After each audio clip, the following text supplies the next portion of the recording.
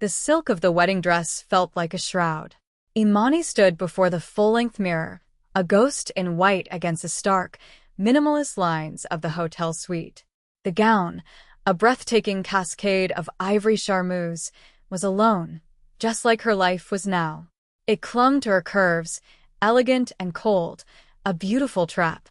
Outside, the sounds of Tokyo were a distant, muted hum, a world away from the silent, airless room where her future was being signed away. Her father's voice, strained and thin over the phone an hour ago, still echoed in her ears.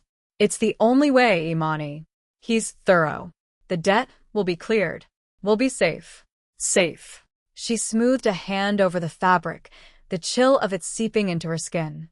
Safety had a price, and she was the currency. 21 years old, an art history student with a passion for Edo period woodblock prints, and now the bride of a man she had met only once. A man whose name was spoken in whispers, a shadow that controlled half the city's shipping and all of its fear. Kaito Tanaka. Even his name felt sharp, like cut glass. The one time she had seen him, he'd been an unnerving point of stillness in a room full of her father's frantic energy. He wore a suit of charcoal wool so perfectly tailored it seemed molded to him, a canvas for the slivers of intricate ink that crept above his collar and beyond his cuffs. Dragons and waves, a world of violence and beauty etched into his skin. He hadn't looked at her with interest or even curiosity. He had looked at her like an asset on a balance sheet. A soft knock came at the door. It was time. Imani took a final look at the woman in the mirror. Her reflection was a stranger, her familiar face pale beneath the subtle makeup, her dark eyes wide and lost. She straightened her spine. She would not cry. She would not give him the satisfaction of her fear. She was her father's daughter, yes, but she was also her mother's. And her mother had been a survivor. The ceremony was brief, sterile, and conducted in a private room that felt more like a boardroom than a chapel. There were no guests, only her parents looking small and broken, and a handful of Kaito's men, their faces impassive, their dark suits a uniform of silent threat. Kaito stood waiting, a statue carved from obsidian and ice. He didn't turn as she approached. He simply waited for her to arrive at his side, his presence sucking all the warmth from the air. The scent of his cologne, a clean, sharp note of cedar and smoke, was the only personal detail about him. It was subtle, expensive, and utterly unforgiving. They exchanged no vows. A registrar, his face slick with sweat despite the room's chill, mumbled through the legal necessities. When it was time for the rings, Kaito produced a simple, heavy band of platinum. He took her hand. His fingers were cold, his touch impersonal, yet a strange jolt, a spark of unwelcome energy, shot up her arm. He slid the ring onto her finger. It felt like a manacle. She did the same, her fingers trembling slightly as she pushed a matching ring onto his hand, her skin brushing against the raised lines of a tattoo just visible at his knuckle. His eyes, dark and unreadable, met hers for the first time. There was nothing there. No emotion. No acknowledgement. He was simply closing a transaction. Once the papers were signed, her father tried to approach, to say something, but one of Kaito's men stepped silently into his path. The message was clear. The deal was done. She belonged to them now. Kaito turned to her, his voice a low, quiet rumble that was more chilling than a shout. "This marriage means nothing," he said, his English perfect and clipped. "It is a contract, a symbol of your father's debt and his fealty to my organization. You will behave. You will be discreet. You will not cause problems. Do you understand?" Imani lifted her chin, meeting his empty gaze. "I understand," she said, her own voice steadier than she felt. "I am the collateral."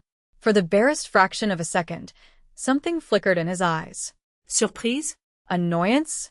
It was gone before she could name it. He gave a curt nod. Come. He led her from the room without a backward glance at her parents.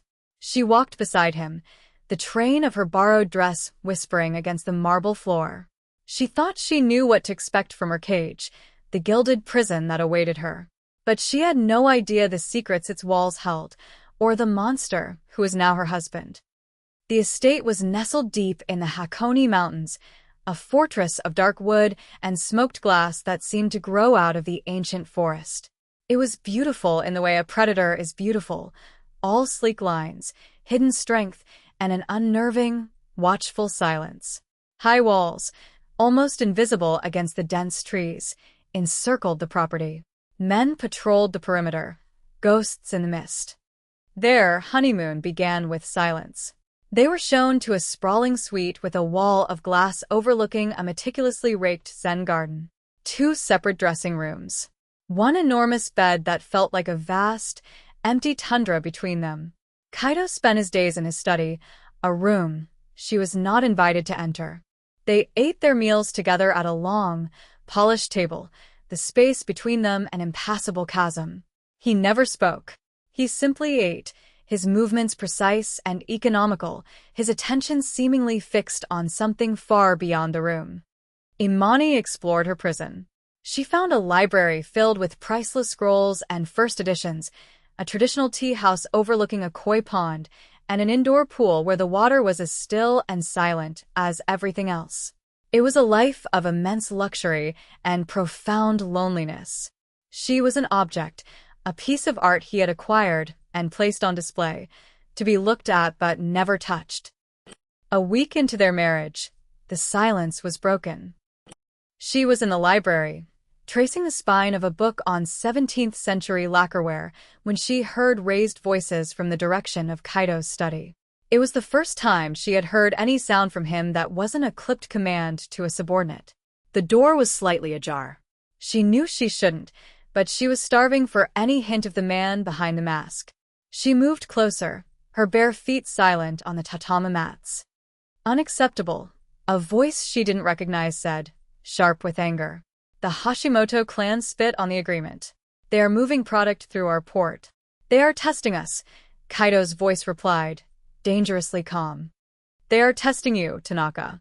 They think you are weak since your father's passing. They think the old ways died with him." There was a long pause. Imani held her breath. "They are mistaken," Kaito said, and the cold certainty in his voice made the hairs on her arms stand up. Later that evening, the atmosphere in the house was different. It was taut, a wire pulled to its breaking point. The guards were more visible, their gazes sharper. During their silent dinner, Kaito seemed even more distant, his jaw tight, his knuckles white where he gripped his chopsticks. After the plates were cleared, he stood and walked to a small alcove she hadn't paid much attention to before. On a simple wooden stand rested a single, framed photograph. He picked it up, his back to her. She could not see the picture, but she saw the way his shoulders tensed, the way his head bowed just slightly. It was the first unguarded moment she had ever witnessed. A crack in the perfect, cold facade. He stood there for a long time, a man communing with a ghost. Who was she? The question burned in Imani's mind. A sister? A mother? A lover? Whoever she was, her memory was a source of pain, a wound he carried in the fortress of his silence. He finally placed the photograph back down, his movements stiff, and left the room without a word. The next day, the tension broke. It was a false alarm, a security sensor tripped by a wild deer, but for 2 frantic minutes, the estate was on high alert. Alarms blared. Guards swarmed the main house, weapons drawn. Imani's heart hammered against her ribs as 2 of Kaito's men burst into her room, their faces grim, and ordered her to the central corridor. She found Kaito there, already directing his men with quiet, lethal authority. The moment he saw her, his eyes locked onto hers. The alarms were still screaming, a chaotic symphony of panic, but in that instant, everything else fell away. He crossed the space between them in 2 long strides. Just as he reached her, a guard shouted something from the west wing. Kaito's reaction was pure instinct. He grabbed her arm, pulled her behind him, and pushed her against the wall, his body a solid shield in front of hers. The warmth of him soaked through the thin silk of her blouse. The hard planes of his back were pressed against her front, his scent of cedar and smoke enveloping her. For the first time, he was not a cold, distant figure across a table. He was a physical presence, solid and real, and his body was unequivocally protecting hers. It was not gentle. It was not romantic. It was the reflexive action of a man protecting an asset, but it felt like more. It felt personal. The alarm was silenced as quickly as it had begun. The all-clear was given. The guards melted back to their posts. The moment was over. Kaido stepped away from her, and the air rushed back into the space between them, cold and awkward once more. He straightened his suit jacket, his composure snapping back into place, as if it had never left. He didn't look at her. "It was nothing," he said, his voice flat. He turned and walked back toward his study. Imani stood frozen, her back pressed against the cool wall, the ghost of his warmth still on her skin. He had treated her like something worth protecting, not just something he owned. It was a small thing, almost deniable, but it was enough. Later that afternoon, she saw her chance. A supply truck was making a delivery to the kitchen. For a few minutes, the main service gate was open, the guards distracted by the inventory check. She could walk out. She could run into the forest, follow the road down the mountain, and disappear. For a heartbeat, she considered it.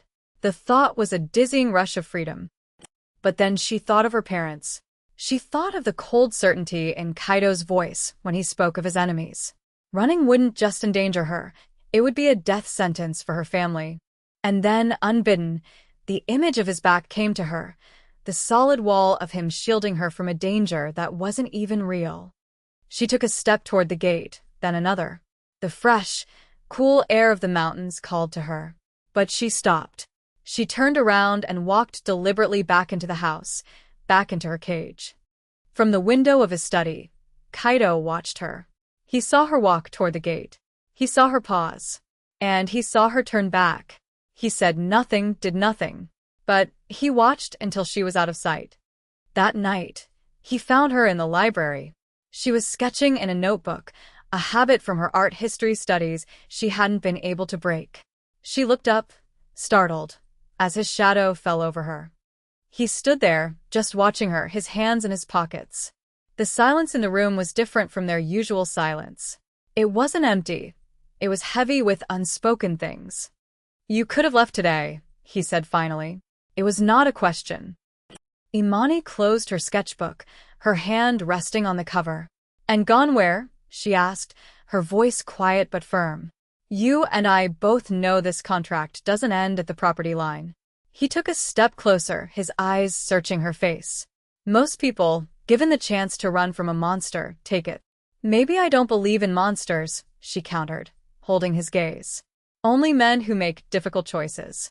His expression didn't change, but she saw that same flicker in his eyes again, the one she couldn't name. He held her gaze for a long moment, a silent battle of wills passing between them. He was seeing her, truly seeing her for the first time, not as collateral, not as a symbol, but as a woman who had looked at an open cage door and chosen to stay inside. The true turning point came 3 weeks into their marriage. Kaido had been forced to host a meeting with an elder from a rival, yet neutral, clan. A man named Sato, whose support was crucial in the escalating tensions with the Hashimoto family. Sato was old-school Yakuza, a man who dripped condescension. He arrived with 2 stone-faced bodyguards and an air of immense self-importance. He surveyed Kaido's home with a critical eye, his gaze lingering on Imani with dismissive contempt when Kaido made the perfunctory introduction.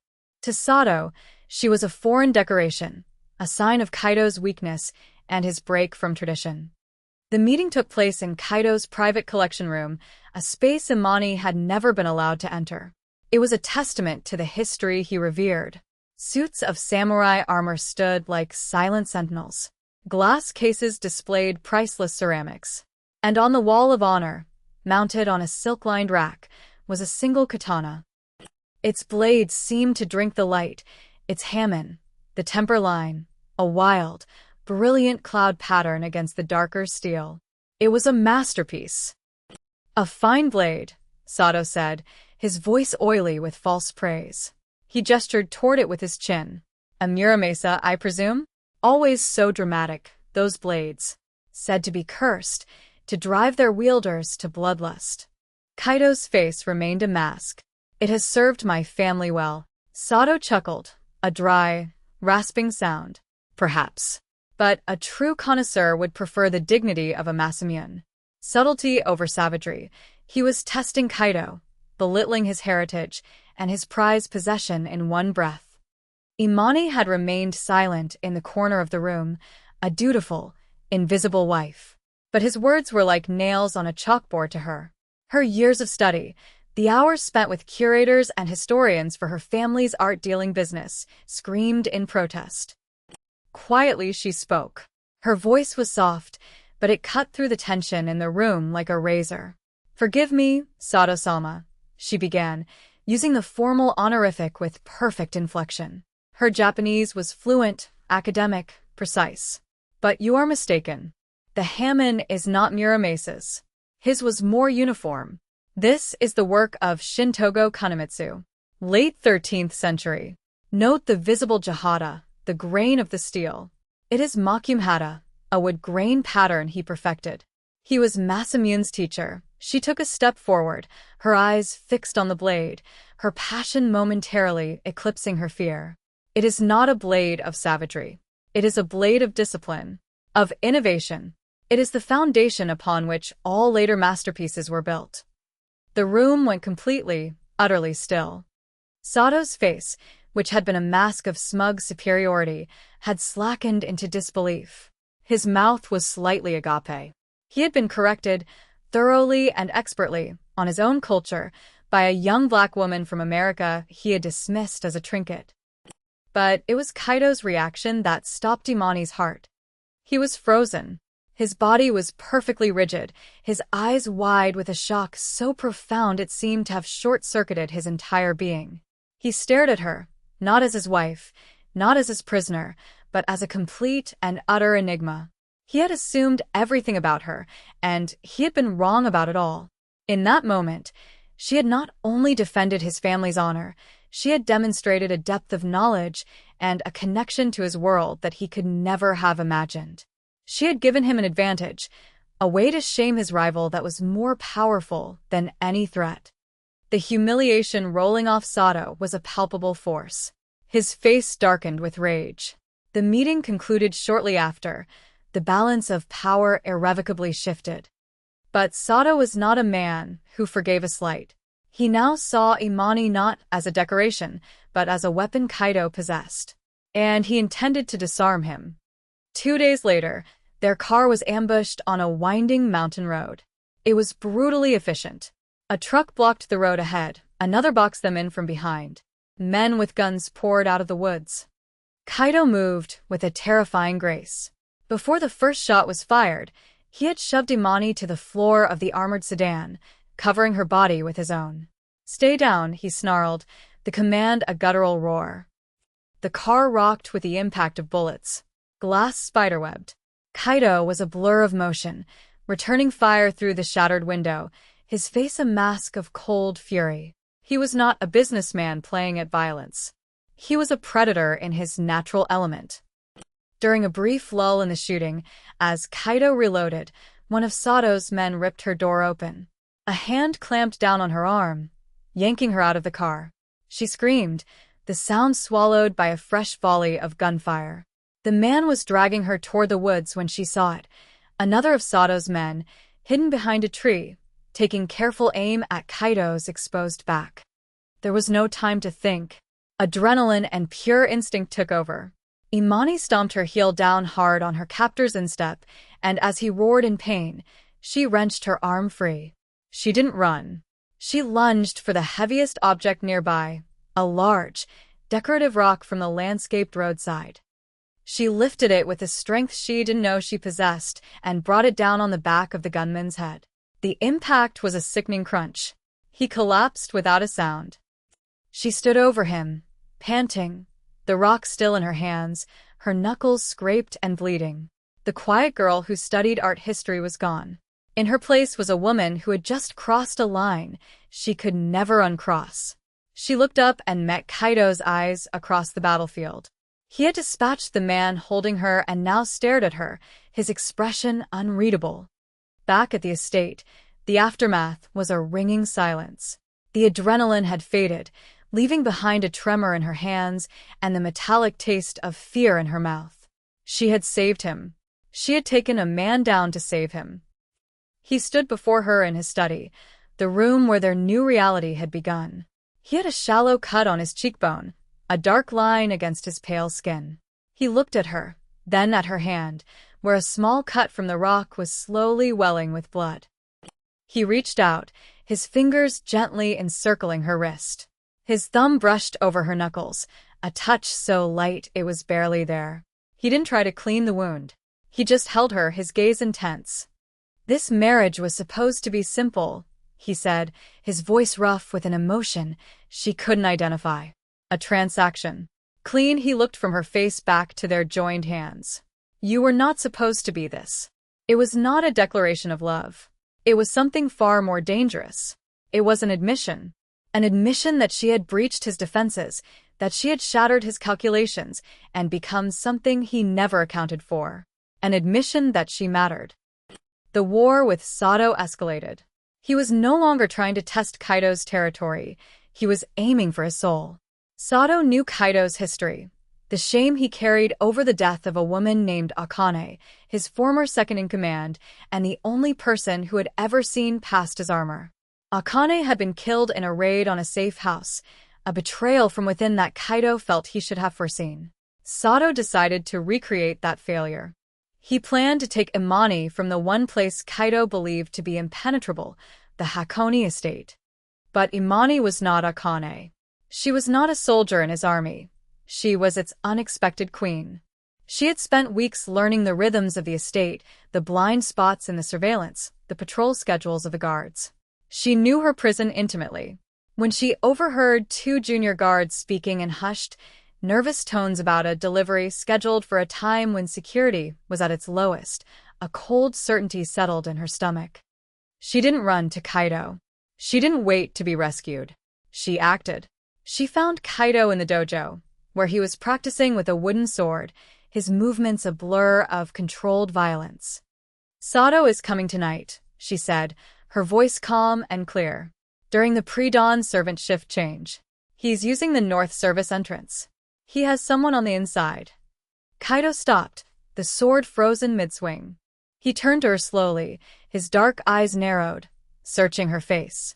He saw no fear, only conviction. "How do you know this?" "Because that's what I would do," she said simply. "It's the estate's greatest vulnerability. And because I'm the prize he wants to steal." He didn't question her further. He saw the intelligence in her eyes, the strategic mind that had dissected his fortress. He saw an equal. The final confrontation was not a chaotic firefight. It was a surgical trap, designed by both of them.